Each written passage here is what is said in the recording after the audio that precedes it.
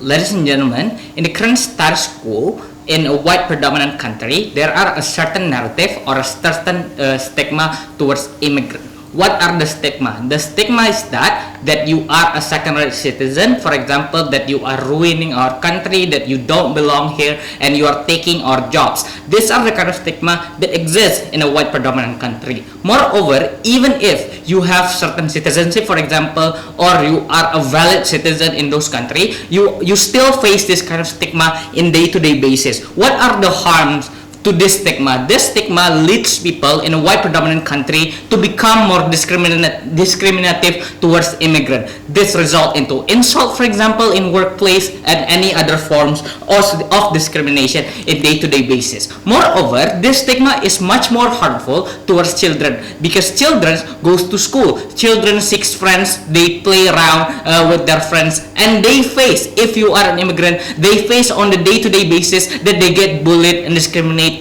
just because they have the different ethnicity and just because they are immigrant. We think under opening government it is better for us as a parent to actually raise and live in an ethnic enclave. We think this is going to provide protection towards our children, and in the end of the day, our children could actually have a safe place for our children to grow as a human being, and that's why we think it is actually exclusive on our side. So what I'm going to prove to you, I'm going to prove to you on two things. I'm going to prove how the stigma exists and how does it still manage to exist, and second, I'm going to explain to you how the children are going to be much better under ethnic enclave. On the first point of why the stigma exists in the very first place, because we think even if there are progressivity, even if there are social groups or social group that are trying to eradicate discrimination towards minorities or immigrants,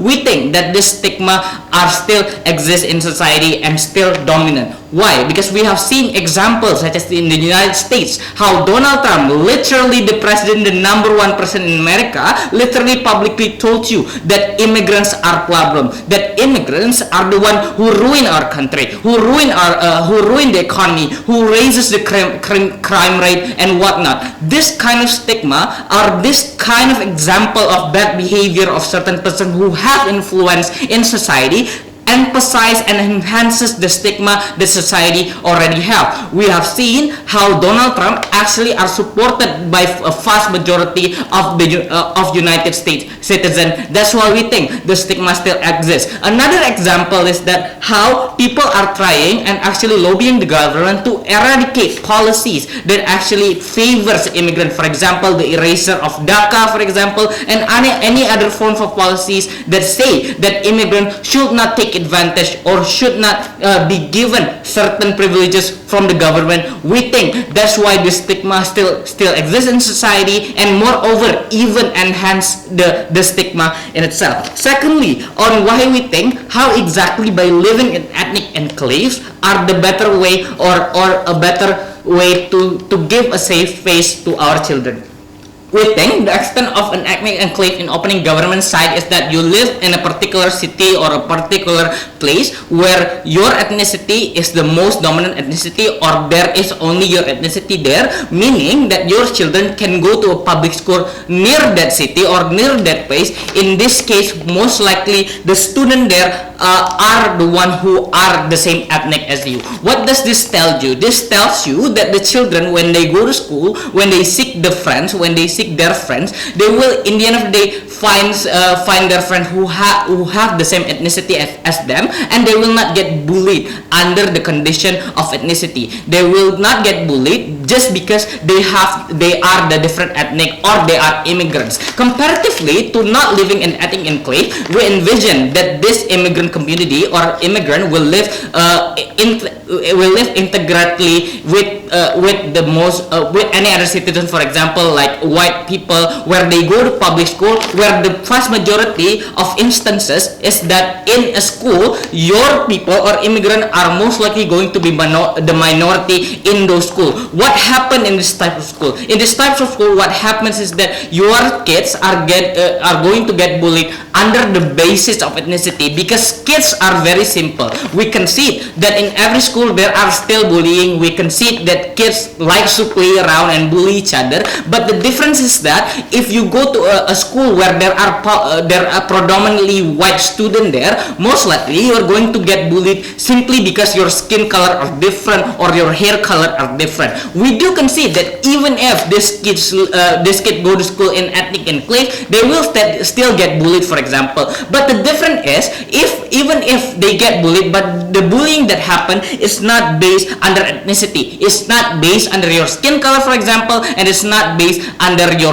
how your hair looks and whatnot. And we think this is better. Why? If you get bullied, for example, if a kid get bullied simply because that they are immigrant or their ethnicity is different, we think this is going to give certain message towards our children. What are the message? The message is that first, they will think or they will validate themselves as someone who are less than the white people, for example, or validate themselves as someone who are right to get bullied, for example. The second scenario that might happen is that our children will internalize a value that white people or other ethnicities that bullies me are the enemy. In the end of the day, if this kid ended up growing up, they will have a certain stigma that they hate white people, they don't want to integrate with white people, and they see white people as the enemy. This is not something that we want, that we're willing to take. We're willing to take our kids get bullied in our ethnic enclave, not based because it's not based on skin color, for example. It is not based under ethnicity. We can actually give them compensation, and we can actually explain to them that your friends are just playing around, that they don't really hate you, they just mock you simply because they want to play around, for example. Those are the kind of stigma that we are willing to take, because the difference is when you get bullied simply because how you look and how your skin color look, that tells you that your ethnicity is much lesser or much inferior comparatively towards white people or any predominant ethnicity. What else I told you? I've told you how the stigma in current progressive society still exists in white predominant country, and I've told you how this is actually a better alternative towards our children in generating the protectionist in our children. That's why we think we are really proud to propose under OG. Thank you. Continuing the case from the opening government side of the House, we believe that there are several burdens that when we want to propose a proposal that needs to be answered. The first is basically about whether opening opposition will argue that, well, by doing so, then adult will also be oppressed. But we believe that at the end of the day, that adult can face the oppression, can stand the oppression, because they've been there multiple times and they understand that it's just something that they can sweep away. But even if the adults cannot handle the oppression by the society, we believe that the current social movement, especially advocating towards the minority rights of certain ethnic groups, is already helping enough to reduce the tension and to reduce the oppressions that being done in the current status quo. Now, second burden is basically that I'm going to mention about how by alienating a certain child from certain ethnicity will make it impossible or make it harder for them to actually integrate towards society in and of itself. But we say that actually integrations, let's look towards what integration and how integration happen. To begin with, integration happen because there's a needs of understanding, because there's a requirement of understanding between both party, which is the society and also a certain ethnic that we're going to talk about. So in the current status quo, the integration can happen but you need to pay for a certain cost. What the cost that we need to pay? Well, basically you need to be able to be able to bear the insult for like 5 or even more years. You need to be able to bear for a lot of discriminations and also oppressions and also physically abuse and so forth and so on. Those are the costs that needs to be paid, so that the understanding of a certain majority group, that they can understand towards a certain ethnicity that, well, maybe they are not that bad, maybe they are not as how we perceive them in the very first place. Those are the prices that you need to pay. But you need to understand that the price that exist in current status quo can also be cut out by our opening government proposal, but can also lead into the understanding about at the end of the day. So basically, our proposal will be able to create integration by the internalizing values that from the parents who actually already mingle in the society towards their children and also their next generation, because the parents will be able to tell to them, we will be able to prove to them, well, even if I work in such a predominantly white company, not all of the white people are actually abusing me, not all white people are actually punching me, not all people actually pour coffee in me and insult me, because at the end of the day, the adult will already gain the understanding towards a certain minority groups in their space. So when the children, especially from the ethnicity, from the certain ethnic group, already have this understanding, they aren't be afraid to integrate with the society. But then, how about the society understanding at the end of the day? There will be the next burden that we need to answer from the opening opposition question. Well, basically, that by doing so, at the very least, the people from the majority will view that these children who already have internalized value from their parents are very different from what they assume. So it creates another, it will lead into a thought process towards this certain individual that maybe we don't have to do bad things towards them, because they aren't really that how we perceive them in the very first place. So it creates a confusion towards their own stigma that are being applied by the parents. Therefore, it can lead into an easier understanding. We can see that it will not effectively automatically create understanding, but it generate a way to reach the understanding. Now, come to the third burden is basically, if the ethnic enclave is such a safe haven and such a good thing, why you as adult need to live. But you need to understand that ethnic enclave doesn't serve as how states serve them, how the country serve them. It's basically, it doesn't consist of a lot of economical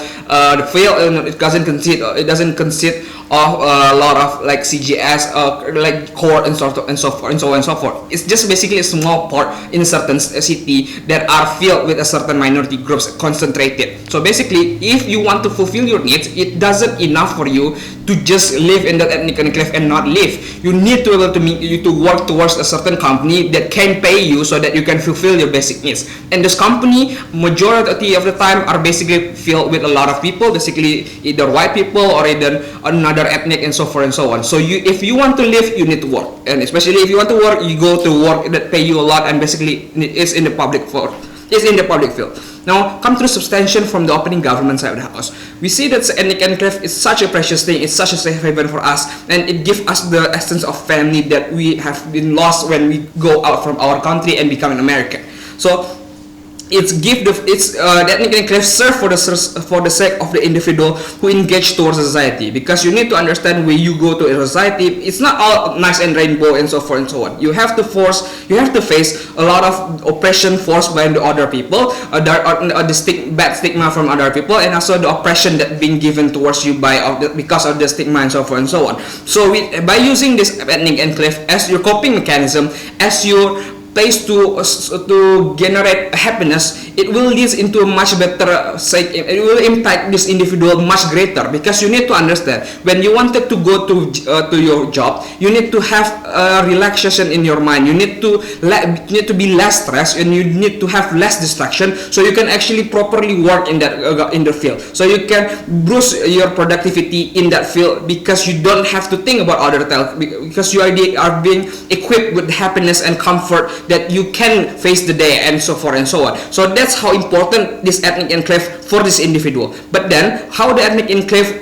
also operates towards the bigger audience. We see that this ethnic enclave creates a lot of entertainment, for example, festival and some sort. We believe that at the end of the day, the one who will enjoy the ethnic enclave is not just these minority groups, because ethnic enclave can also serve for the bigger audience, which is the majority people. In the city of Padang, for example, in the Chinatown, when we hold the Chinese New Year, the one who enjoy Chinese New Year is actually not just Chinese. It's basically even native people come to the Chinatown to enjoy the festival, to enjoy the entertainment, and to also enjoy the fun. So it means that ethnic enclave is not exclusively benefiting for the ethnic, but also generate happiness and also value for the majority. But how those ethnic enclave that join the minority, that being consumed by the majority, can serve a better understanding towards the majority, because the majority will be able to interact with the people and to be actually understand that, well, maybe this Chinese, not all of them are actually petty, not actually of them are actually bad and so forth and so on. So all of those things that ethnic enclave prove to you can be something very impactful for the proposal, and the one who proposed the proposal are the opening government. So for our reason, we proud to propose.